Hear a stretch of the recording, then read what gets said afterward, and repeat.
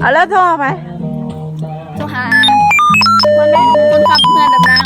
ำไปต่อเลยบอกโทรบ่ได้เนี่ยสงสัยบ่มีสัญญาณสงสัยอยู่น้ำไปใส่ไปอยู่น้ำน้ำ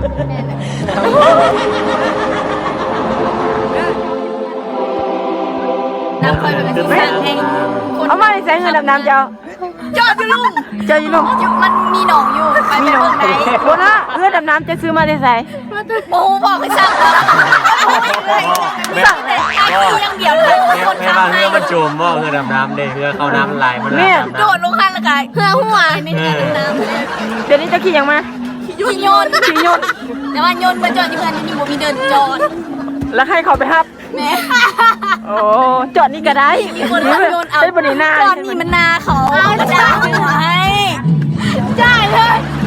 ปิดเลย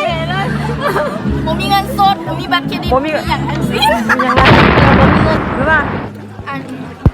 ใช่ไหมคนขับยนต์ขนาดว่าอันนี้บนลิ้นเน็ตบ้านนอกมีแต่ ไฟไฟ โทรแต่ว่าคอยมีบริษัทบนอินเทอร์เน็ตขนาดก็เลยโทรหาเราสิกับนี่นะ แล้วตอนนี้สิกับตอนนี้สิกับนั่นใด ที่เราจังมา เธอจักอ๋อ